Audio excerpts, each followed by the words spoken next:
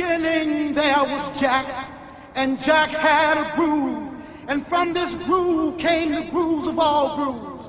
And while one day viciously throwing down on his box, Jack boldly declared, "Let there be house," and house music was born. I never thought that my songs were going to start anything. It was just stuff I was just writing at home that I wanted to listen to. From the underground clubs of Chicago, house has grown into the biggest musical phenomenon since rock and roll. If somebody told me when I was younger that this music that we were making in our basement would be the shot heard round the world, I would say, give me some of what you smoking, pal. Because it's just unbelievable. 15 years later, and house dominates pop music.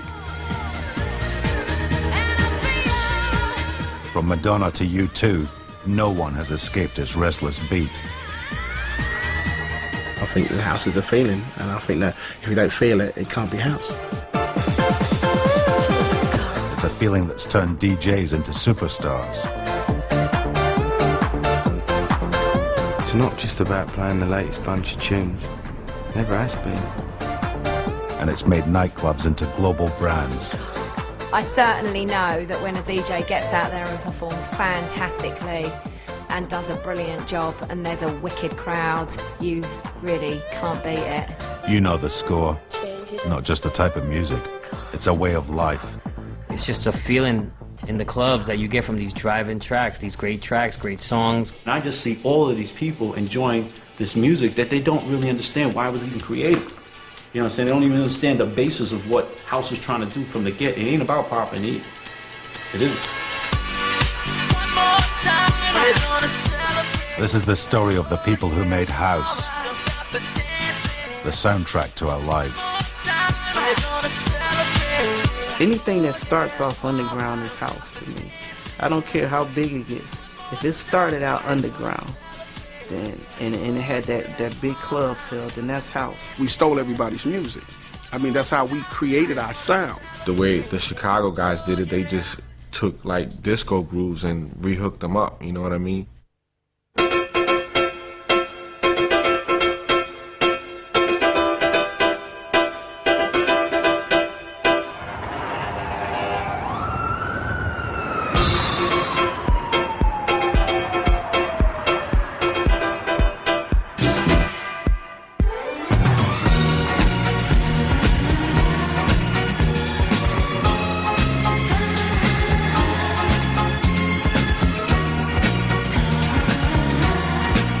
From the very beginning, it was the gay and black people that really kept dance music alive. Disco, dance music, it was really danceable R&B music that we were dancing to. And it wasn't until Saturday Night Fever came along that it exploded, and every goomba in the suburbs start dancing. If I can't have you, At the end of 1977, Travolta showed everyone how to do the hustle. Disco came out of the underground.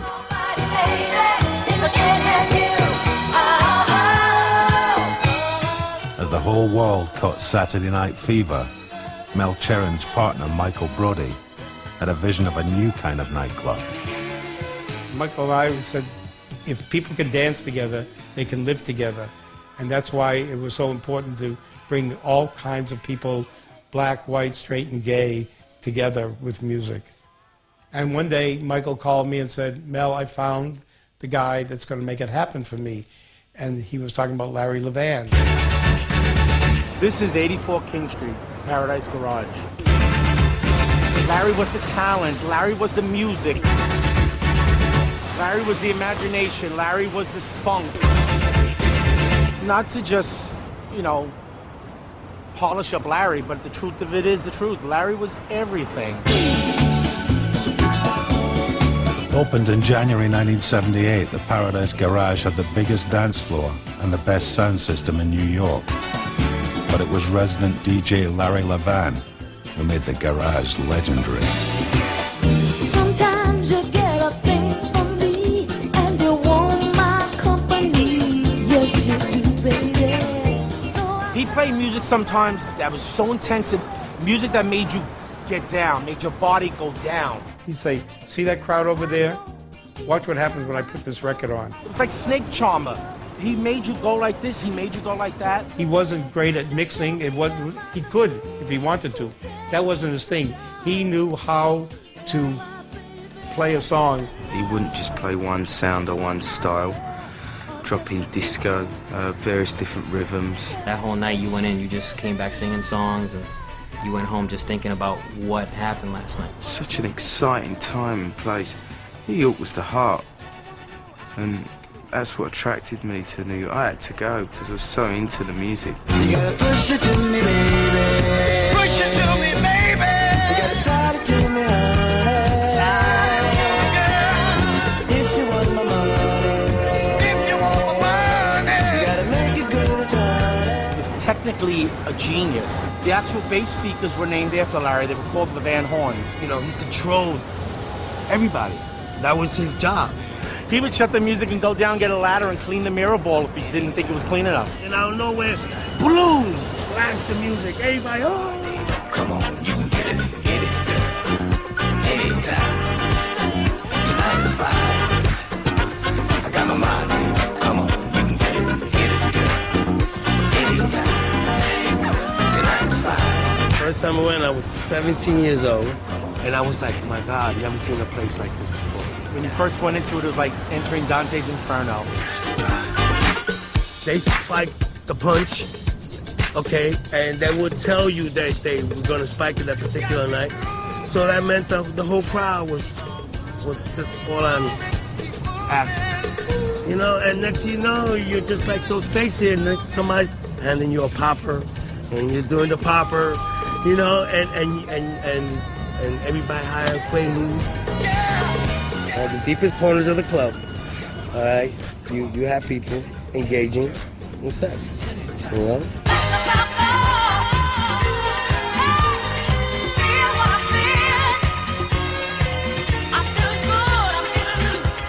I could never figure out how people could stay up that long because I was kind of quite young then. I wasn't aware that they were doing drugs.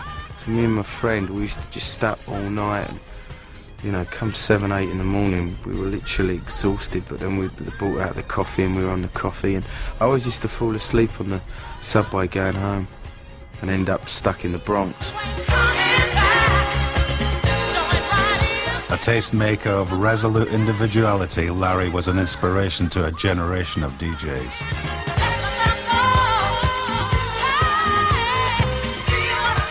Larry could create a house party atmosphere with 2,000 people.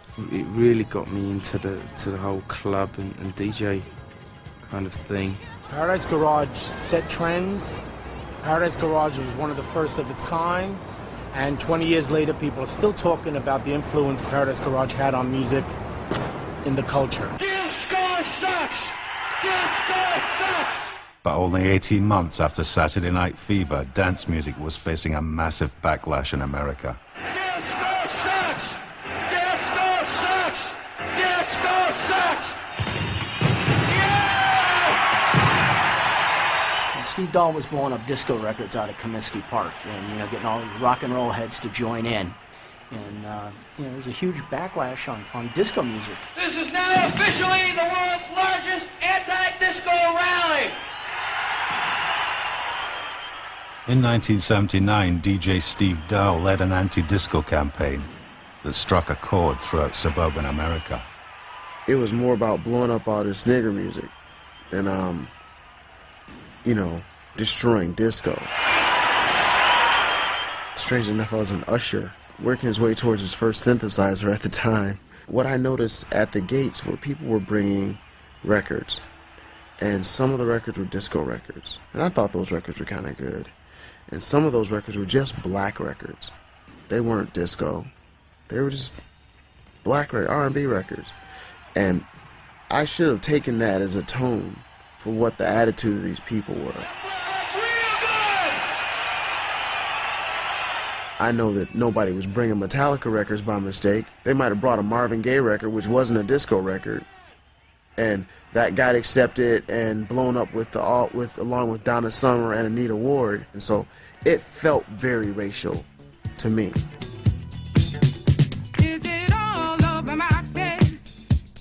Too black and too gay for middle America, disco went out of fashion as quickly as it began. I'm in love dancing. Is it all? Radio stations switched to rock and pop. Record companies closed their dance labels. Steve really hurt the dance music business. I mean, back in the day during the disco era, it was amazing the amount of music we were getting and the popularity of disco music. And all of a sudden we had such a backlash. I mean, it went from being able to work in the nightclub of your choice and having a huge crowd and making good money to basically not even being able to get a gig at that point. Of course, in the underground, it was business as usual. I'm surprised to see your suitcase at the door. Remember the good times, don't you want some more? It's not a perfect love, but I defend it, 'cause I believe it's what God intended. In 1977, club promoter Robert Williams brought a young DJ from New York to play at his new club, the Wearhous.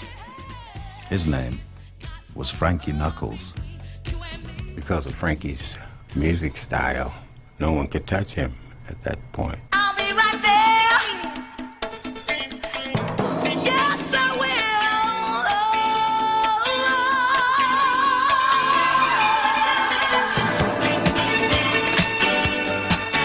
will. Going down to Frankie's Club, he had a certain mystique about himself and the music that nobody knew but him and a few others. Knuckles played the classics. You know, he would bang stuff out, but he's more classy. He played a lot of more underground things that were, you know, like loose joints. Is It All Over My Face? And I think Anita Ward Ring My Bell before it ever hit commercial. I mean, he was playing probably 3, 4, 5 months before it even came out. It was the only place in the city that you could go and hear this type of music. Yeah. He had totally cornered the market. That was the thing. That's how it started off, because there was nowhere else to go. 'Cause baby, there ain't no mountain high enough, ain't no valley low enough, ain't no river wide enough. Knuckles brought the energy of New York's gay scene to Chicago. Getting to you. It wasn't long before straight kids were checking out the club. This music was really something that would grab your soul. I mean, you could feel the groove, and I mean, the basses were heavier. You know, the vocals were very soulful and uplifting, you know, and everything. So it was just, and for gay people especially, you know, they're very animated. This was just really, I mean, they would take this music to new heights. Like hands in the air and flailing, and they're on the walls, and they're jumping on top of speakers, and they're all from this end to the other, and I'm just like, wow, this is incredible. You had never seen, you knew that there were gay people around, you knew that they partied, but you had never seen like two guys kiss in front of you.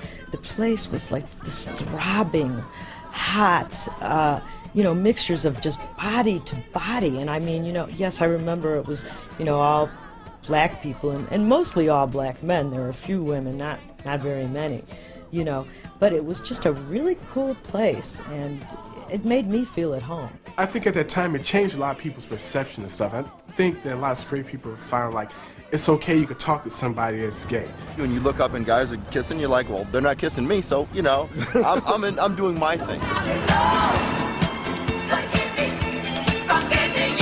The Wearhous was a sensation in Chicago, but no one could have imagined that it was about to give its name to a whole new style of music.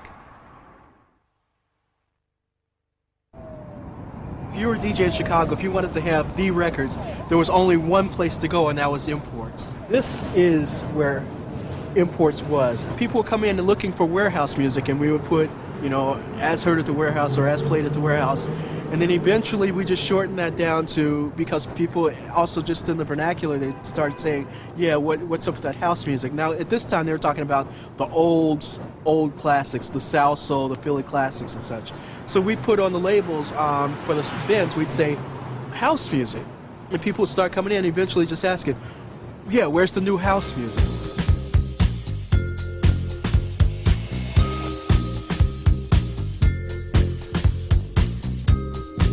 House was originally used to simply describe the style of music played at the Wearhous.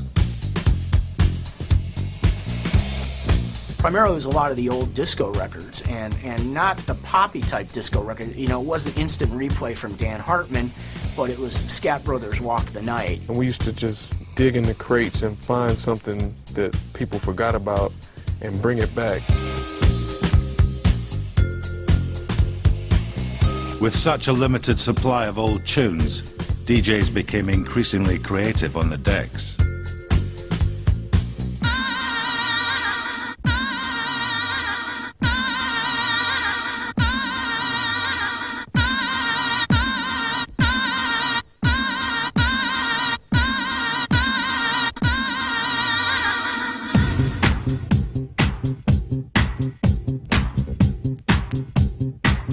Chicago style is to have a tight blend, to have everything even, to sound musical. You know, when you're not mixing vocals on top of vocals, you know, you're finding a place where one record goes with another and it feels right. If you watch the crowd and you see that they like a certain part of the record, then you can repeat that part, you can tease them with it, bring it in for a second, take it out, you know. Like there's a part in here where it goes, but it doesn't come in till the end.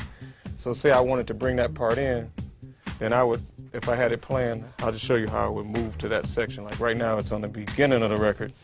I'm gonna take this one and move the record up to the umda.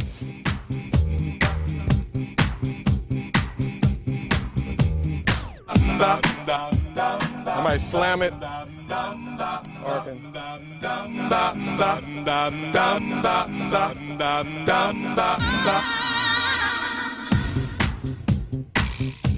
Say I wanted to play that part, but I want to get to the verse quicker, I'll just do that.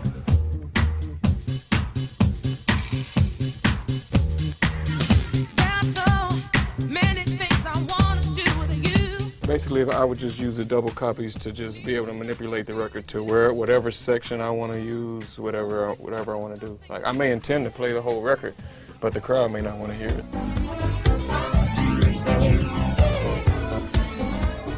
These tight mixing techniques were honed to perfection on radio station WBMX by the Hot Mix 5. Live on location from Chicago, this is the Hot Mix Dance Party with Scott Smokin' Seals. Well, the original Hot Mix 5 would be myself, Scott Smokin' Seals, Kenny Jammin' Jason, Farley Funkin' Keith, who's now Farley Jackmaster Funk. He had a change of name there. Mickey Mixon Oliver, and Ralphie. It was Ralphie Rockin' Rosario back then. I think initially there actually would have been 6 of us, and one of the guys didn't show up that day. Poor Jeff Davis. Sorry, Jeff. It was just such a mystique to that whole show. You know, Saturday Night Live, ain't no jive. I remember that was what they used to say. If you went around the country and you listened to other DJs play, if you went to New York or even some of the underground clubs here, you would have maybe a 7-minute record. They would play 6.5 minutes of the record, and then they would just segue out at the end.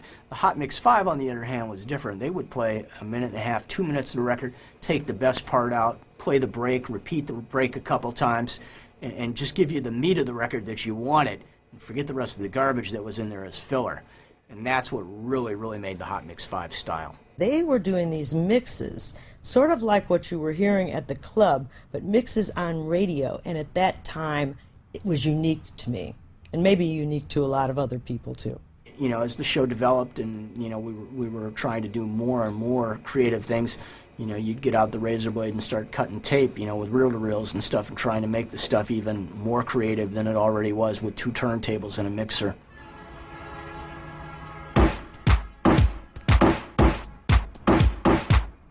But it was when DJs started adding drum machines that house really started to take shape.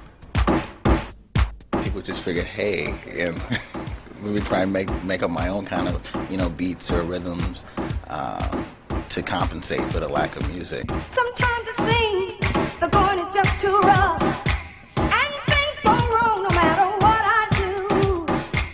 Now and then Typical for house music. back in the day to try to give it a harder edge. Something soft like that with a hard beat like that. Nothing like what hardcore is today, but back then this was our hardcore, believe me.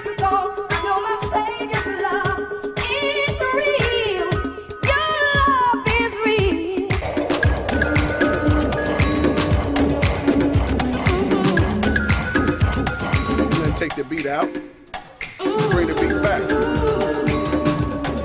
Beat out, beat back in. Record with beats, a cappella, both together.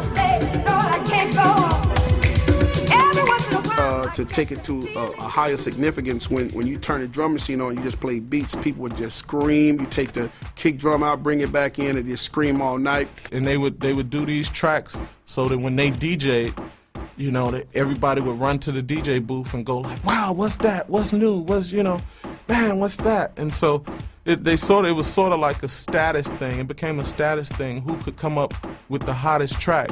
Competition between DJs was getting intense. I would say right around 83, 84. My DJ name was Steve Silk Hurley, and I said I was gonna start calling myself Jackmaster Silk. And Farley was my roommate at the time. And when he said that, I was like, how can you change your name to Steve Jackmaster Hurley? I'm the real Jackmaster because I put this like, I do that in all my records, then I sample it, right? By Friday, his name was changed to Farley Jackmaster Funk. I went and said, Farley Funk and Keith is dead. He no longer exists. There's a new guy in town. His name is Farley Jackmaster Funk. Needless to say, Steve was on his way to the radio station with his tape, ready to make the new announcement that he is going to change his name to Steve Jackmaster Hurley, and I almost ran into a pole. I couldn't believe it. It was the worst.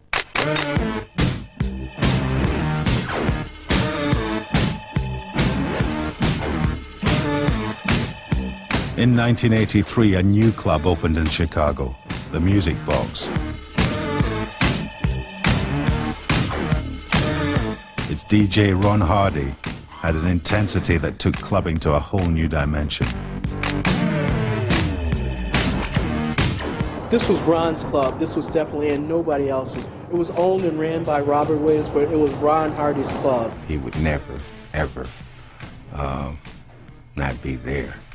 You know, the kids would not even come if he wasn't there. Ron had people just, I don't know, losing their minds down there. You would hear this music. I mean, you didn't even have to be this close. I mean, as soon as you turn the corner, you just hear this thumping, beating music. It was the loudest music I'd ever heard in my life. I mean, it physically shook me. I'm not talking about like emotionally, I'm talking about physically. It was so loud that it would move me it would move me when they bring in the bass, boom, boom, boom. I would shake, right, like that. Ronnie would keep you going and keep you going. That's what they call him, Heart Attack Hardy. He would keep you going and going and going until you like just actually have a heart attack. And then all I know is the people were screaming Ron Hardy's name. Ron Hardy, pump that Ron Hardy, doing all this. And I was like, oh, nobody screamed like that for me before. There will never be another place like that where Ron Hardy was doing what he was doing. I mean, this man, it was like voodoo with dance music, you know? If I had to think about it today, or if I was thinking about it when I was playing records every time, I wouldn't play. I would stop, because I'd look at these people, I'd look at these clubs, I'd say, this is bullshit, and I would just leave. That's why I can't think about it, because there's no comparison. It just makes everything else shit. We're a long way from home. Welcome to the Pleasure Dome. On our way home. He opened every night with Welcome to the Pleasure Dome. Long way from home. Welcome to the Pleasure Dome.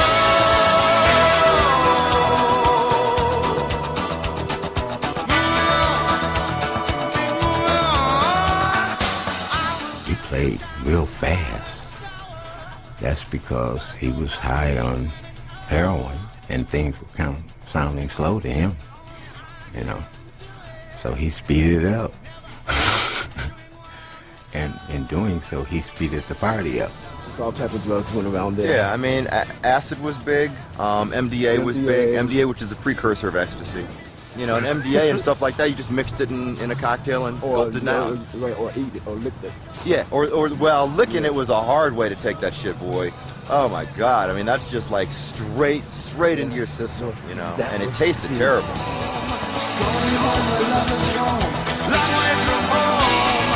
Welcome to the pleasure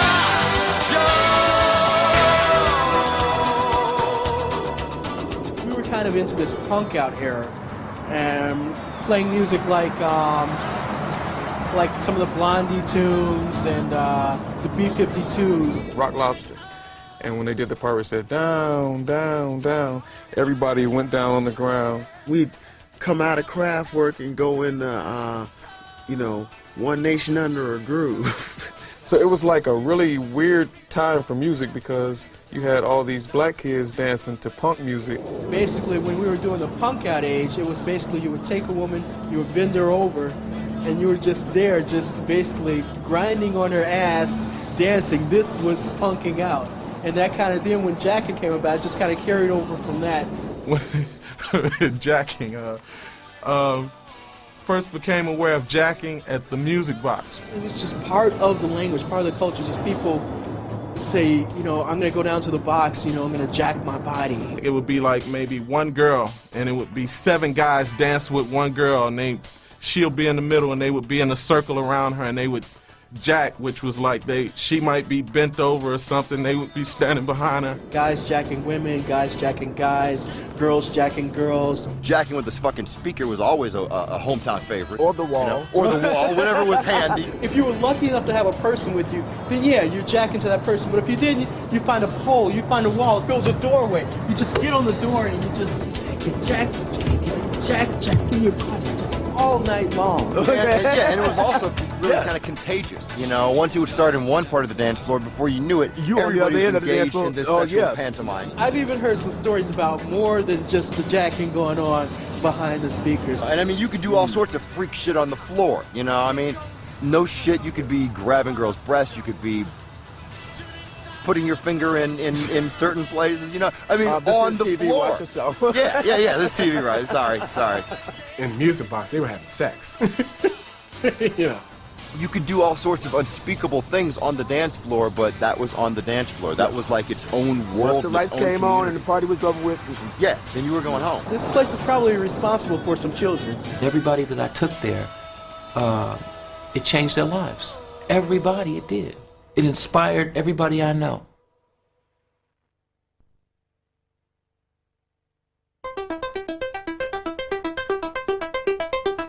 House was about to produce its very first star.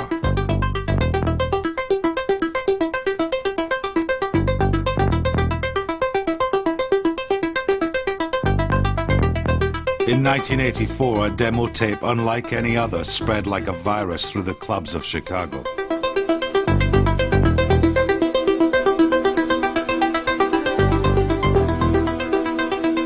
My friend had a copy of a copy of a copy of a copy of a copy of a copy. One guy would get a copy of a tape from Frankie, and it would be copied thousands of times all over the city.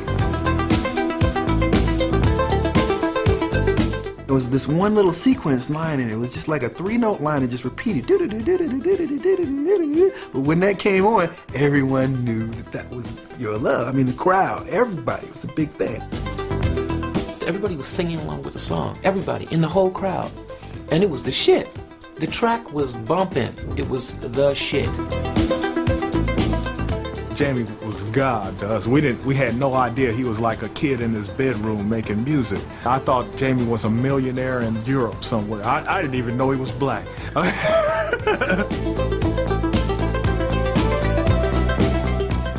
I hear the song and I just remember the reasons why I wrote it. So, but a lot of people tell me, that song touched me and this and this, and I'm grateful, that happened for them.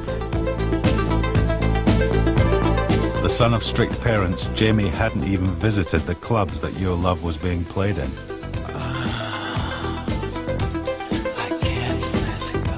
We grew up listening to like classical music, gospel music, some pop, some R&B, So I was pretty well rounded. It's just that it was only certain days you could play that music in the house, pretty much. I was in a relationship with a young lady by the name of Lisa Harris, and we were pretty serious.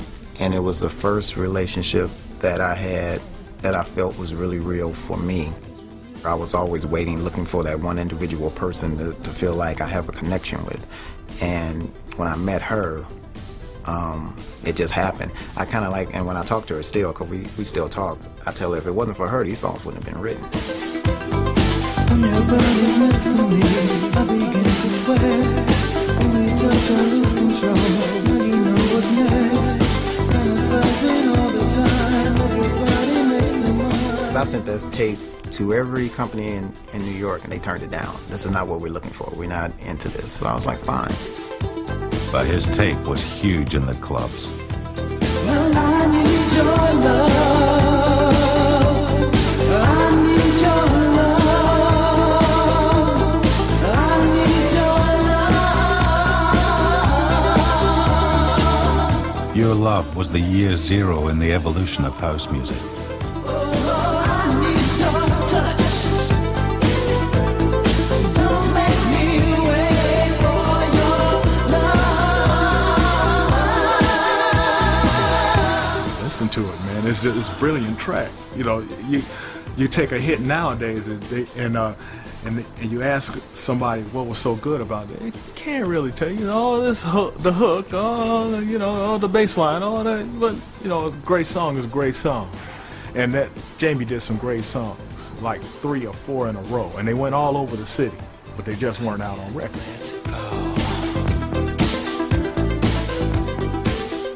I mean, I feel like it was a divine hand in it because it was so many different variables. If I wasn't in this situation, I wouldn't have wrote the song. I wasn't going to ever take the tapes to Frankie, so my friend had to do it. If he never would have did it, none of this would be how it is now. I wouldn't even be sitting here talking to you right now. So it's a divine situation for me. I mean, it's still to this day totally hypnotic. The version of Your Love that got released was not the best one. It was the okay. One that was, the one that was released. It wasn't the best one. I mean, the original still isn't released. Which and I still need to get a copy of that. Yeah, it's around. I got one. Okay. But it's just on tape because it never was on record. No longer about recycling old disco, house was something new, something fresh. It just wasn't on vinyl until On and On.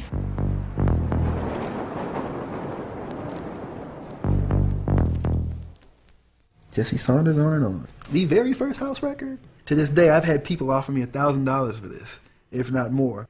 I had noticed that all of the girls thought that he was such a cute guy DJ.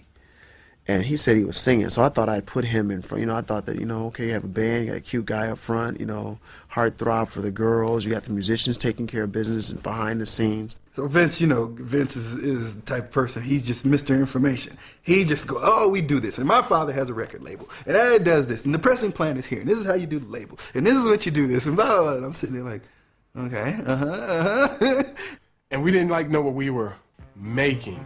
We were just making music from what we listened to at the club.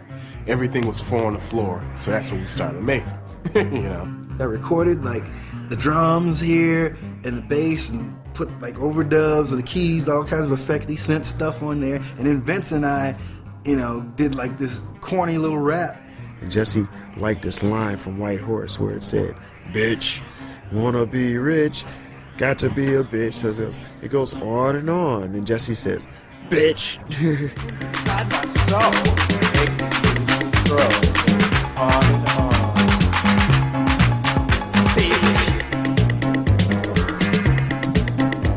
Just clap to the beat. Jesse thinks it's me. It's on and on. Jesse and Vince got their tune into the clubs and onto the radio. By the time they turned up at Imports, etc., On and On was a must-have record. And they're like, where'd you get this record? They're like, we made it. It was us. We did it. We did this record. And the guy said, really, what do you mean? I'm like, we made the record. It's our record. It's on our record company. See, that's my handwriting on the label. Vince wrote this. This was just a blank cover. He hand wrote this himself. He goes, how many you got? I'm like, you might want to think about it, because I got 1,000 of them in my car. How many do you want? And he says, I'll take them all. How much do you want for them? And I very quickly thought to myself, okay, it costs us $1 to make the records. And I want to get $2 at least, because then I'll make 50 cents and Jesse will make 50 cents and we'll be cool. I said $4, figuring a guy will want to negotiate me down. He said, okay. And he wrote me a check for $4,000. Jesse and I walked out of the store, got in the car, and screamed. And we were selling 20 and 30,000 records just in Chicago. I was maybe 17, 18 years old driving a Corvette, you know, and flying to New York and doing all this stuff that, you know, up until that point was all just, you know, pipe dreams to me. It didn't sound like much, but On and On was the spark that triggered the Chicago house boom. That was the single most important record to me of the 20th century, because it let the non-musician know that he could make music. Everybody thought when they first heard the record was, gee, I can do better than that, and why don't I give it a shot?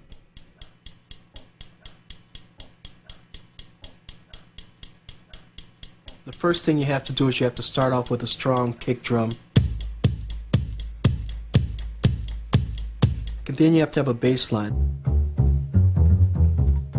And from there, you build on it. You build on it with snare drums. You build on it with the hi-hat. You build on it with the rim shot, with the claps. And then we just needed something to say over it. So I ended up saying Time to Jack and just kind of pitch my voice down a little bit. And history was made. Time to Jack. Time to Jack. Time to Jack. I can remember the first time I heard it played in a club was a club on Rush Street called the Mars Bar, and Farley was playing there. And I took it to him, and he looked at it, he put it on, he listened to it in the headphones. About 5 seconds later, he slammed the fader over, and you hear just this thump, boom, boom, boom, boom. And then all of a sudden you hear, Time to Jack. The crowd just went fucking wild. People just lost their minds.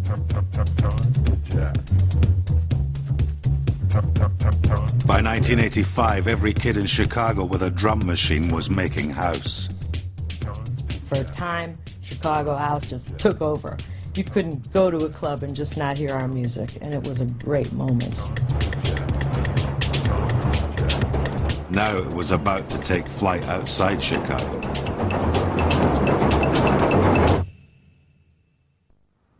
They didn't know how to play their instruments. Most of them weren't even musicians. They came along with the music media, with the electronic revolution. They learned how to beat out simple rhythms on the drum machines that nobody knew about. And they learned how to use sequencers when sequencers were strange toys. They were innovators, pioneers. It was just a special time.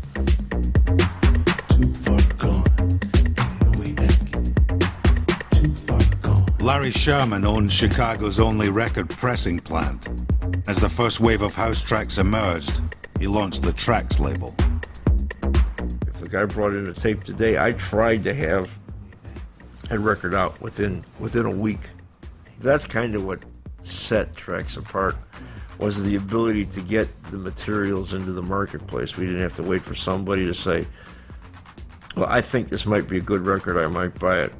We came in and said, this is a great record and you need it. This is house. Do you like it? It's wonderful stuff.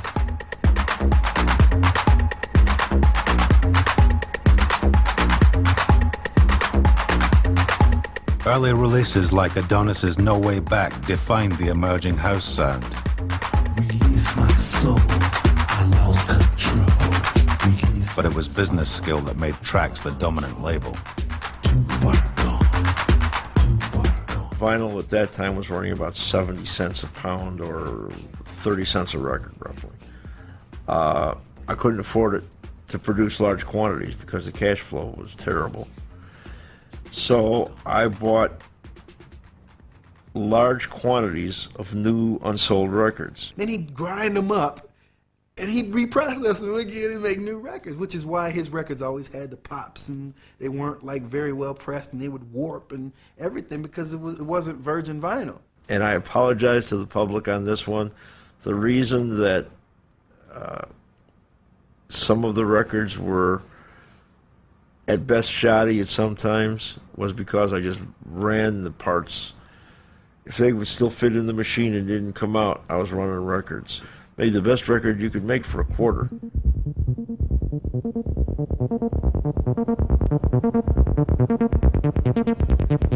By now, club kids were firing the music's evolution. In late '85, a couple of music box fans spawned a new style of house by abusing a machine designed for karaoke. Well, basically, we started using the 303 just to try to make bass lines, because when we first started making music, it sucked. So I made this rhythm, what you hear playing right now. And it's just playing straight. He said, but I can't figure out how to work this thing. And it's still doing this weird, like, sound, you know. It's like, I don't know how to program it. So he's like, he said, maybe you can figure out how to program it, because it didn't come with a book. And so I was like, instead of trying to program it, I just started turning knobs. I was like, ugh. And he's like, well, what you doing? I was like, I'm turning these knobs. He said, keep doing that. I'm like, I'm turning the knobs. And we just sitting there for like 30, 40 minutes. I'm just turning knobs. And like, yeah, I like that. I like that.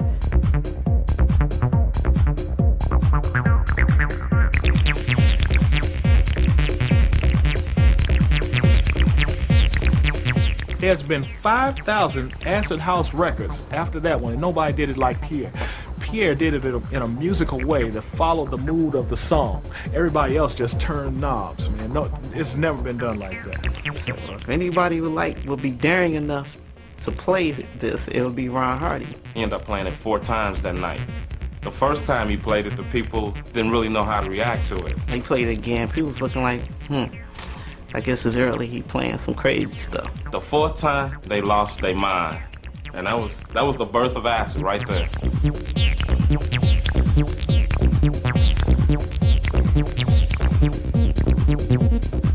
Ron Hardy gave me DJ Pierre's tape. Marshall Jefferson was the ear for Larry Sherman. Larry Sherman had no clue what was going on with the music. You know, I said, Larry, you gotta put this out. You gotta put it out. He said, there's no words on it. I said, yeah, but you said that about Can You Feel It?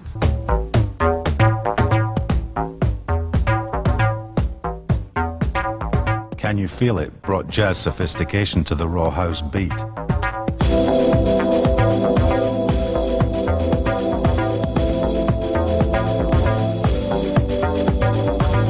But despite a string of classics, bitterness was bubbling at Trax Records. You get the contract, he tells you how much money he's gonna give you, and that's it. And meanwhile, this guy could be making thousands and thousands and thousands of dollars on your music. All you had to do is say, this is a standard contract, and they say, oh, well, if it's a standard contract, where do I sign, you know? A lot of kids, you know, for $1,000, Larry would give them $1,000 and say, but I own everything. If you don't have the money, you can't go get a lawyer to read the contract for you. The retainer fee alone with a lawyer is going to kill you. Larry's admonitions to his artists who are signing up without lawyers, he would, at least I heard him say this, and he seemed to be, you know, doing it. He seemed to be proud of the fact that he was giving them this, like, warning in advance. You know, he says, oh, look, you say, I want you to know that this is a business. He says, and if I can screw you, he says, I will. You know what I mean? And he meant it, you know what I mean? And not that he's any more unusual than any other record company, in my opinion, but I always admired him because he was honest enough to tell them in advance that, you know, you might be, you know, in for a real experience here. The pioneers of house had sold their tracks to Sherman. But as record sales boomed, some felt hard done by. I mean, what would happen is they would go there with their first record because he was only planting town. They had reservations, but the thing of wanting to get their music out was just a little stronger, and so they're trying to do the best deal that they can do. But it just wasn't good enough, you know? Larry's deal is a deal. It's an opportunity. Guys get to put records out. But you may not make any money. That's just the deal. The paperwork is right. The people got paid handsomely in the early stages. It's just a general consensus in house that they're of the opinion that they sold more records than the business dictated. Move your body. The burning desire to dance had defiantly spawned on new music. Move your body. It was not without cost. Both Larry Levan and Ron Hardy were to die of drug-related illness in 1992. Rock your body. But their legacy is a music that has taken flight far beyond the clubs of its birth. Without such pioneering DJs, dance music would never have flourished. Without labels like Trax, house music may never have left Chicago. But without Marshall Jefferson, house wouldn't have Move Your Body.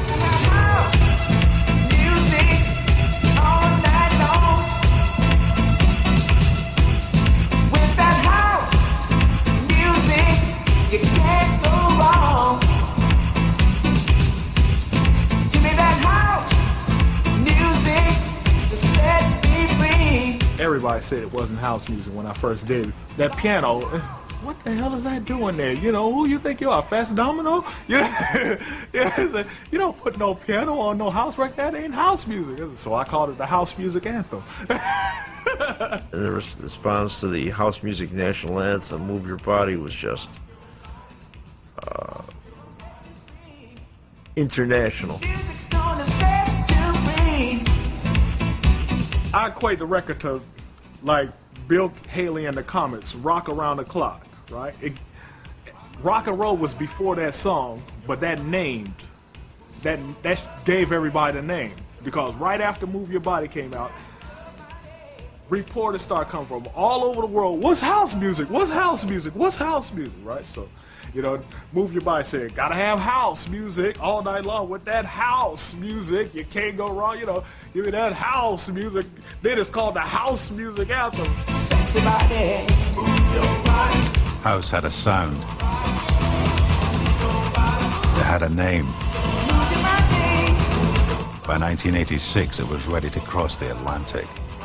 When I went to London, it was all over the radio, all the clubs. I said, this scene reminds me of Chicago. For me, it's an amazing thing to see that another country embraces our music bigger than the country that we're from. House music's bigger than any one person. It's bigger than all of us.